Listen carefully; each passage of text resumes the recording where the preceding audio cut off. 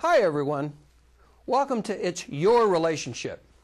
Our show is all about helping you to make good positive choices in your relationships.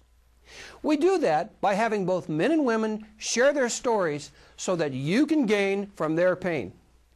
We also bring a variety of professionals to share their experiences and to give recommendations for the guests and for you, our audience. And don't worry, the names have been changed to protect the guilty. Actually, we realize every story has two sides.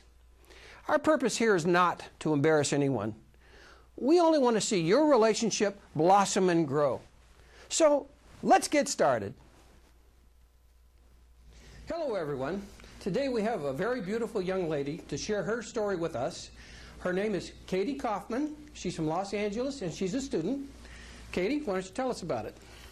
Well, basically I was in a relationship for about 5 months. I was going to school out in Arizona, and this guy lived in California, and things were going great for the first few months, and then I started to see little temper tantrums in this guy, and I never really picked up on anything until time progressed. And basically at the end of the relationship, at the end of the 5 months, this guy thought that I had done something which I hadn't done, but he didn't believe me.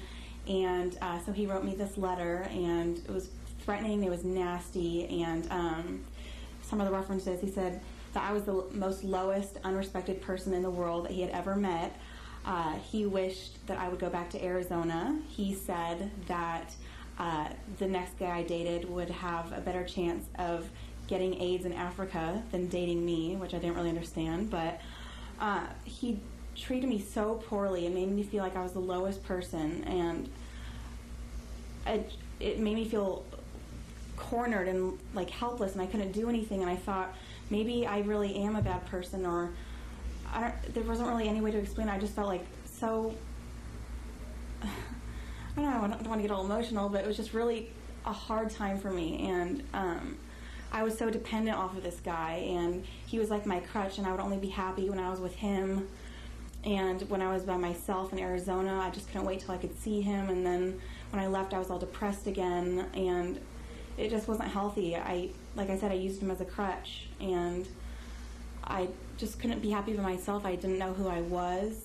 I didn't know my self-worth or my self-esteem. I wasn't happy just being me. I had to be with this other guy, and he said things like he said that I was probably laughing while I was reading this nasty letter and probably showing it to my friends and just, haha, I know, it's so funny, and it really wasn't. And I don't know, it was just really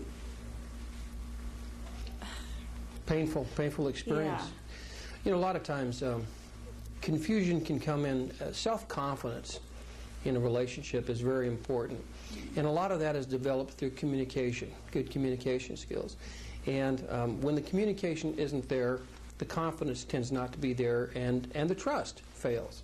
How long in your relationship was it that you actually started to sense problems, to feel like you guys weren't connected? Probably about 2 or 3 months.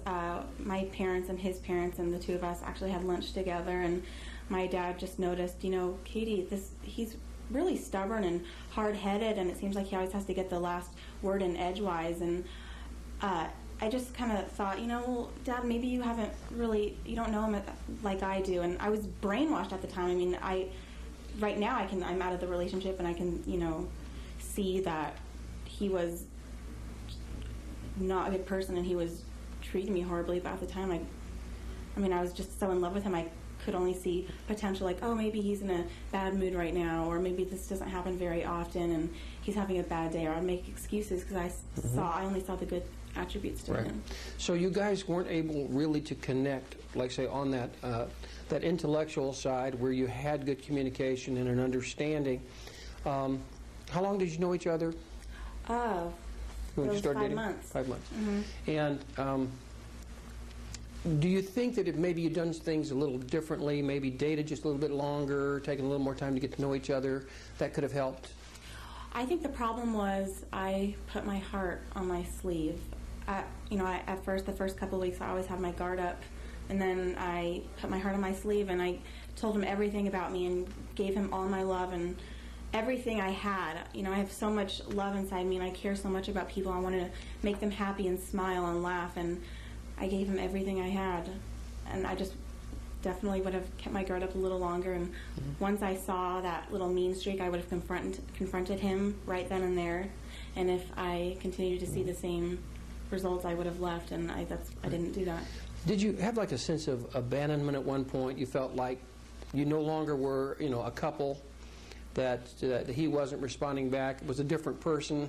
Yeah, I mean, sometimes I felt like I was talking to a wall, and he always felt like he had to win, and he was so competitive, and like I said, he had to always get the last word in edgewise, and it just wasn't healthy. And emotionally, how did you feel? What about you inside you? What did you do with those feelings, the hurt that you had? Well, after the relationship, I felt like I was a crappy person, like I had done something wrong. I wasn't a good person, that I would never find anyone. I beat yourself up then a little bit. I'm already the worst critic about myself, and I mean, I was depressed. I couldn't get out of bed. I wouldn't eat. I would cry all the time. I would just, I mean, even now it's been, I don't even know how many months. Right. I'm still miss him, unfortunately, but I have to get him out of my head. So you think what I'm hearing you say is you got your heart out there a little bit too fast. Yes. All right. Well, we're getting towards the end of our interview. I'd like you to share with the audience, just right here into the camera, your recommendations of how they can avoid this kind of situation, and what you think is, at this point from your experience, good choices in relationships, and just tell them directly. I would think the number one thing is don't ever settle. My parents always told me that, and I never really listened, and I never thought I was settling. But don't ever settle. If you see a mean streak in someone, or abuse, whether it's verbal or physical or mental or anything, you have to confront that person right away, and if it doesn't change, you need to get out of the relationship as soon as possible.